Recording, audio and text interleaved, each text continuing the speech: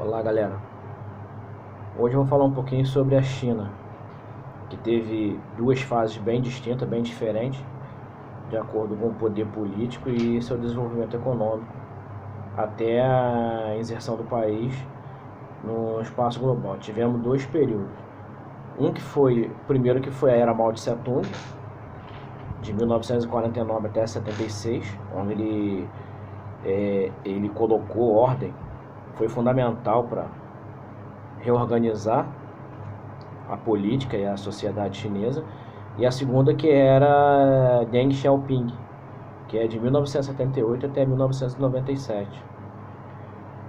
A chamada segunda revolução, ou o segundo momento chinês, a era Deng Xiaoping, principalmente foi a abertura econômica, que iniciou em 78, após a morte de Mao Tse Tung. Deng Xiaoping assumiu e em 78 ele iniciou essa modificação aí. Ele foi o idealizador, foi ele quem modificou a economia de mercado socialista com as características chinesas. Então, essas questões já vinham sendo discutidas desde a época de Mao Tse Tung, quando ele dividia algumas questões em relação aos grupos, aos membros do Partido Comunista Chinês. Então, dividindo essas relações aí, surgiram algumas questões, como eles iam conduzir a abertura do país ao mercado interno e romper com o seu perigoso isolamento, obter tecnologia para gerar crescimento econômico e desenvolvimento, como aumentar a produtividade agrícola sem causar grande êxodo rural. Esses comentários contrários à modernização, alguns, como a própria tecnologia, acordo de necessidade, ficavam de dependências estrangeiras, principalmente desenvolvimento tecnológico quanto financeiro, e acaba causando endividamento. E Deng Xiaoping, ele já via como isso poderia ser favorável à abertura da China para o mercado externo, ou seja, a economia de mercado. E esse comércio internacional ia favorecer e gerar um crescimento econômico e desenvolvimento. Então, logo assim que subiu o poder, devido a várias razões, Deng Xiaoping criou a chamada política das 4 modernizações. Essa política das 4 modernizações acarretava em 4 setores: agrícola, industrial, ciência e tecnologia e defesa nacional. Na agricultura, ele deu início à privatização parcial da agricultura, onde era de responsabilidade o cultivo de terras da família, e além disso tudo ele deixou livre a produção dos camponeses sem as cotas estabelecidas. Então eles passaram a produzir muito mais, isso mudou radicalmente. Ele deixou de ter a cota que tinha antigamente. Na questão industrial, além de dar início também às privatizações, ele estimulou a formação de novas e grandes empresas estatais na indústria pesada, com autonomia gerencial e financeira, mais subordinado ao governo. Na ciência e tecnologia, o governo optou pela aquisição de tecnologia estrangeira, principalmente de baixa e média intensidade tecnológica, principalmente para poder ter financiamento. Então aí ele acabou atraindo vários investimentos estrangeiros de empresas transnacionais que transferiam tecnologia. Era uma das causas que ele pedia para transferência de tecnologia. E também, na questão da defesa nacional, ele passou a se modernizar as Forças Armadas, principalmente devido aos acontecimentos anteriores, à instabilidade que já tinha no Sudeste Asiático, ou seja, a risco de estabilidade com o próprio Japão, com a própria Rússia, com os Estados Unidos. Então esse desenvolvimento aí, da esfera militar, ele não deixou de perder, que era típico da era de Mao Tse Tung. Ele continuou tendo um programa de desenvolvimento aeroespacial, principalmente nas tecnologias nas Forças Armadas. Então o que acontece? Isso vem fazendo que a China venha crescendo. Então, se a gente for analisar dos 40, em termos de 42 anos, 45 anos, a China pulou de totalmente socialista, economia estática, para se tornar entre as 5 maiores do mundo. Hoje, segundo fontes, nos dias atuais, é a segunda economia do mundo, superando até a japonesa. Então, fazendo isso daí, nesta época aí, Xiaoping ele criou as chamadas zonas econômicas especiais, que eram territórios pré-determinados pelo governo chinês para concentrar condições competitivas para a produção e atrair investidores de várias partes do planeta.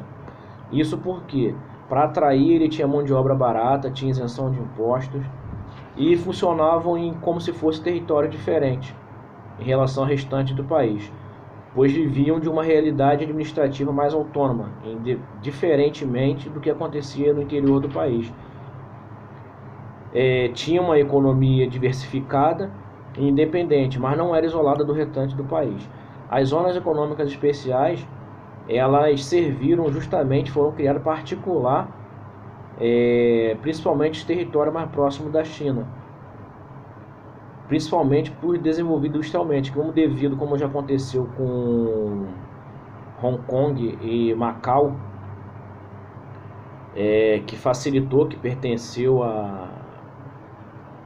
a outras, e Taiwan também, que pertenceu era um território chinês, mas que pertenciam a outras nacionalidades, eram controlados por outras nacionalidades, tiveram esse desenvolvimento e esse crescimento econômico muito favorável.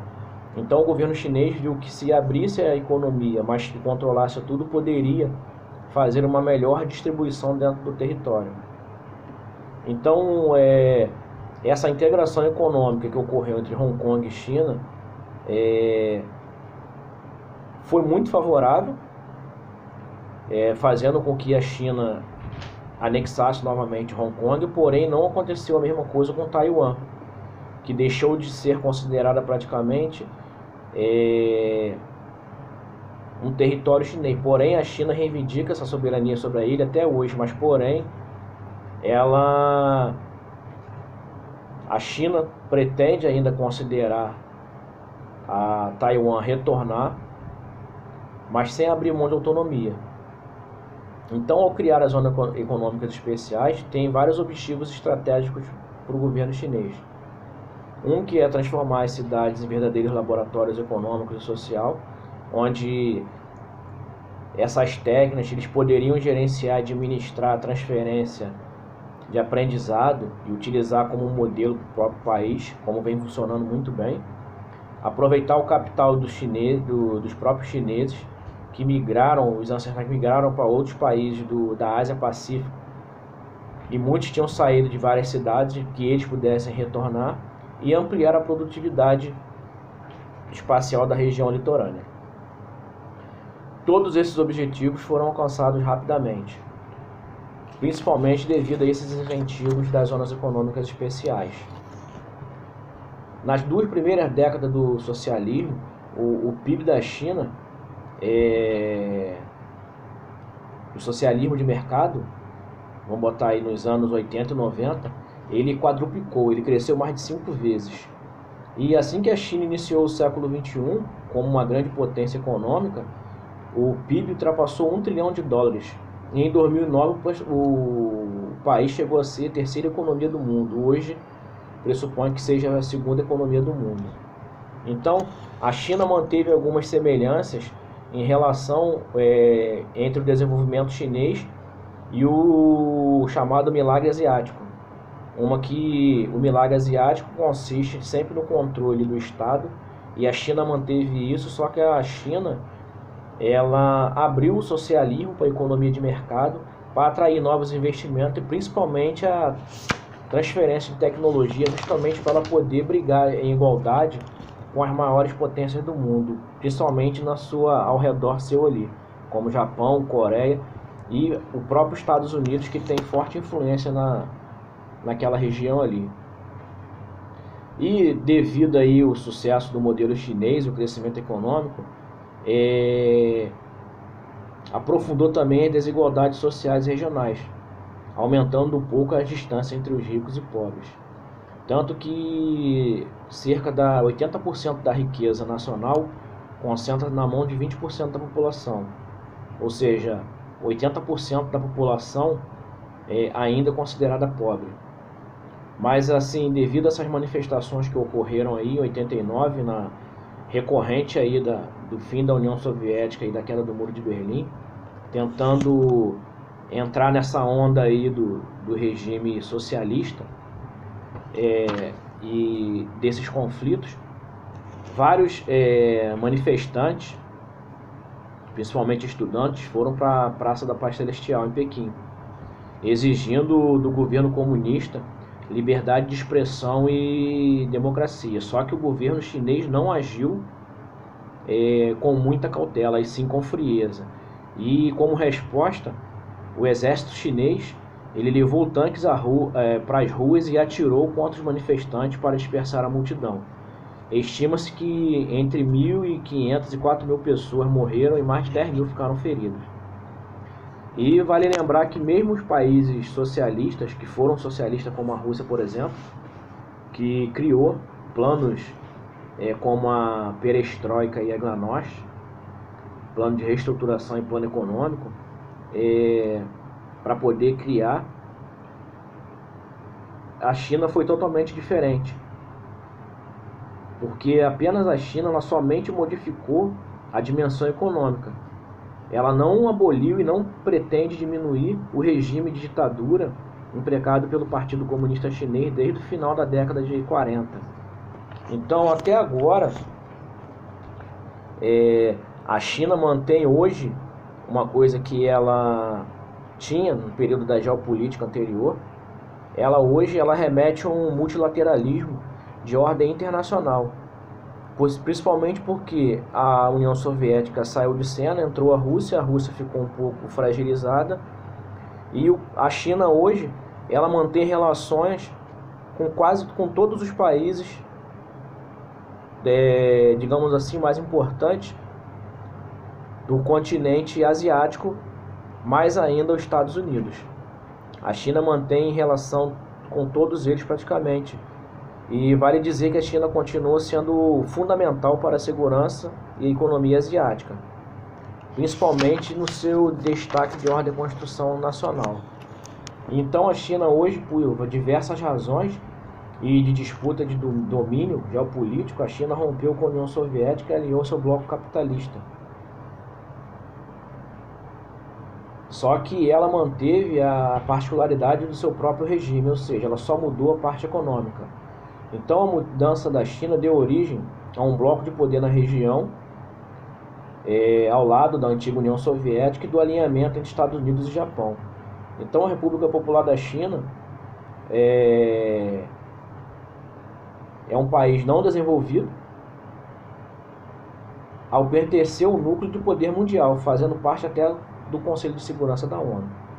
E a China hoje ela tem relações com a Rússia, com o Japão, com a Coreia do Norte, com os próprios Estados Unidos e a Coreia, com a própria Coreia do Norte. Então hoje ela tem uma mediação muito forte e gigantesca, essa dimensão gigantesca que mantém vivo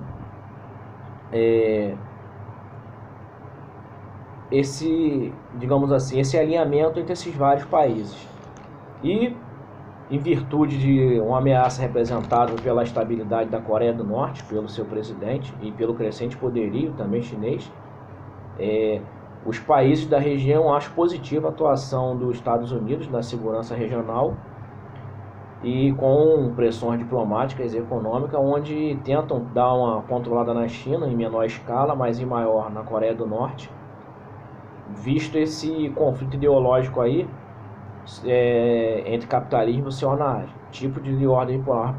Portanto, é muito importante um ponto estratégico tanto para os Estados Unidos como para o Japão ter bons olhos naquela região ali.